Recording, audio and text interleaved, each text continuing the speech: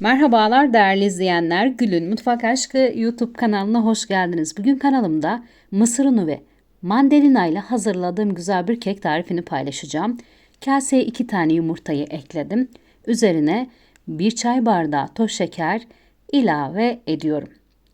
Dakikalarca çırpmanıza gerek yok. Yumurta içerisindeki toz şeker biraz yumuşayınca diğer malzemeleri ekleyebilirsiniz.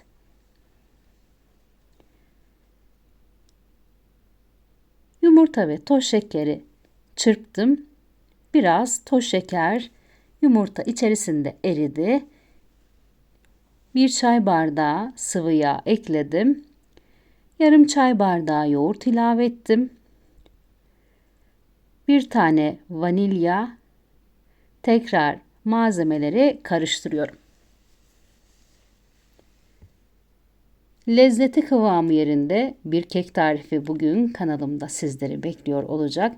Eminim ki hazırladığınızda lezzetini çok beğeneceksiniz. Sıra geldi mısır ununu eklemeye. Toplamda kullandığım mısır unu miktarı 1,5 su bardağı. Karıştırarak mısır unu eklemeye devam ediyorum. 1,5 su bardağı mısır unu ekledim. İyice karıştırdım. Yarım su bardağı normal un ilave ediyorum. Beyaz un ekliyorum. Yarım su bardağı beyaz un ilave ettim. 1 tane kabartma tozunu ekledim. Tekrar malzemeleri çırpıyorum. Gayet yapımı kolay, lezzeti güzel. Hem mısır ununun lezzetini birebir alacağınız hem de tadı damağınızda kalacak bir hafif lezzetiyle kek yiyeceğiniz güzel bir tarif oldu. Kek hamurunu karıştırdım. İstediğim kıvama ulaştı. Kenara alıyorum ve mandalinaları soyacağım. Mandalinalar biraz sert.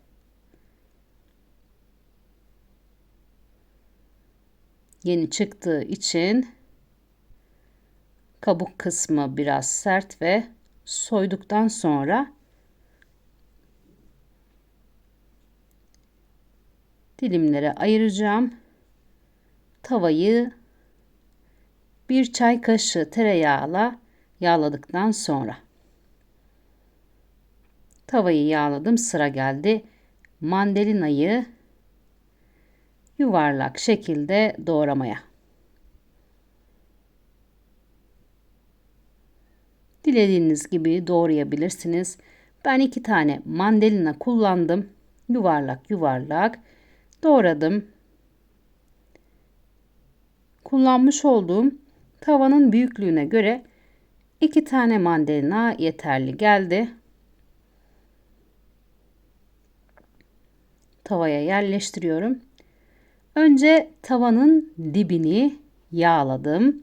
Güzelce her tarafına gelecek şekilde. Pişen keki daha kolay çıkartmak için yarım çay bardağı toz şekeri başka bir tavaya ilave ettim. Karamel hazırlayacağım. Toz şekeri eritiyorum.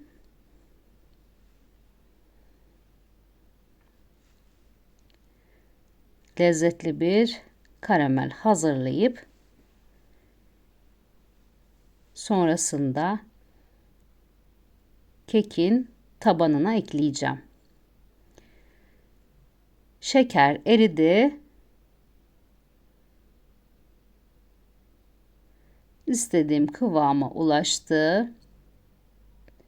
Tam bir karamel kıvamında. İçerisine yarım çay bardağı süt ekledim. Karameli bir de sütle deneyin. O kadar lezzetli bir karamel tadı vardı ki bayramda yediğimiz cam şeker lezzetinde, sütlü kahveli cam şeker lezzetinde bir karamel oldu. Samimiyetle söylüyorum, Karameli yaptıktan sonra keke bile ilave etmezseniz kaşık kaşık yersiniz. O derece lezzetliydi. İçerisindeki süt tamamen şekere karıştı. İstediğim kıvama ulaştı ve tava içerisine döküyorum.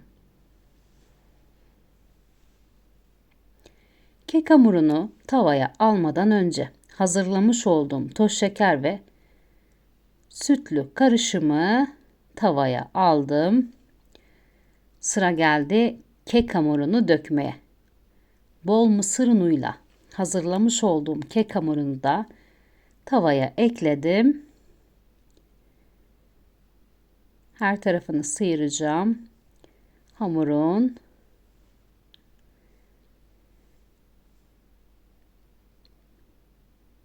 iyice sallıyorum, dağıtıyorum ve 170 dereceli fırında yaklaşık 35 dakika pişirdim.